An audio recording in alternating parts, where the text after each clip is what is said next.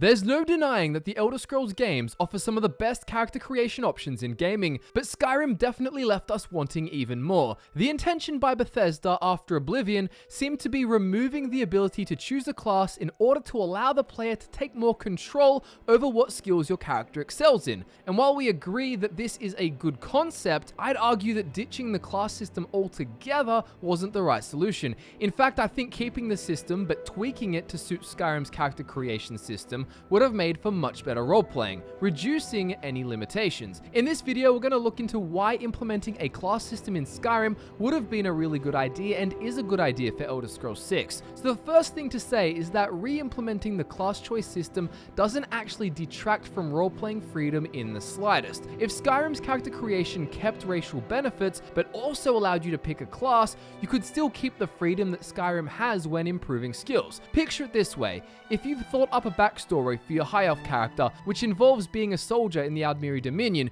who is proficient with a sword and shield or other melee weapons, kind of like our Colossus build, does it make sense to appear on the cart to Helgen with the lowest one-handed and block skill possible? Skyrim's system seems to be an overcorrection on the limitations of picking a class in Oblivion. While it's plausible for you to have some innate racial bonuses, the chance to also pick a knight class, for example, and as a result lose base skill points in mage skills in order to gain them in warrior skills, makes plenty of sense. Not only does it facilitate more role-playing, but it still gives your character the opportunity to train up your mage skills down the track, if you wanted to, without being penalized because it was a minor skill and not a major skill, as things were in Oblivion. If Elder Scrolls 6 allowed you to pick a default character with 10 or 15 points across all skills, which can then be affected by the class you pick, it actually helps to stop races from being one-dimensional. It seems silly to think that while all races are biologically gifted in certain areas over others, that they aren't able to have any other kind of predetermined skills. Obviously, as I mentioned earlier, this system doesn't need to neglect the racial talents and traits we know from the lore. There is no doubt that a Dark Elf is going to be more likely to become a master of destruction magic than an Argonian, but having a class system to give you some early game boosts makes sense if you're, say, role-playing an Argonian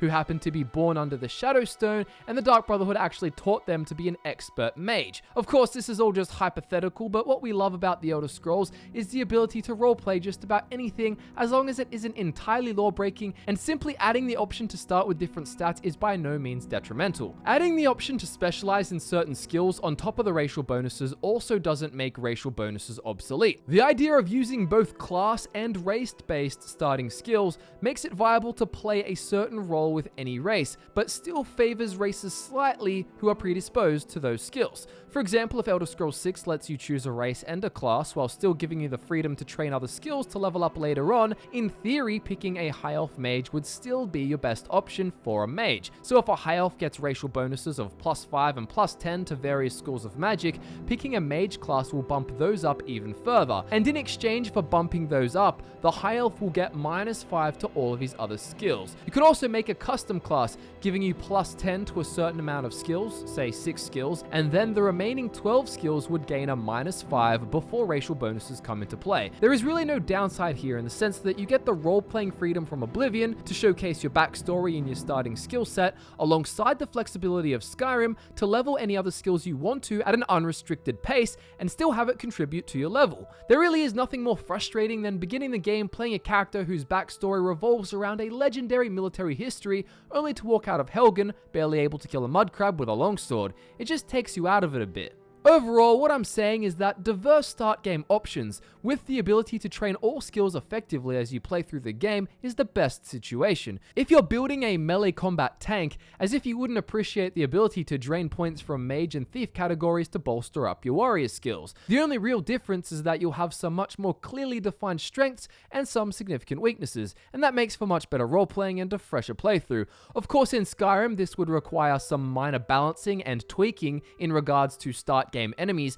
but it's easily doable and definitely possible for the next Elder Scrolls game. Let us know what you think about this idea and share your thoughts on Skyrim's character creation system with us in the comments below. And if you want to interact with us directly, check out the description and follow us on Twitter. Make sure you subscribe to FudgeMuppet for more content like this, and give the video a like if you enjoyed it. Hope you enjoyed this short discussion video. With the Elder Scrolls 6 in the back of everyone's mind, speculating potential changes and improvements is a great way to deal with the wait. Thanks so much for watching, guys. I'm Michael, and I look forward to nerding out with you again very soon.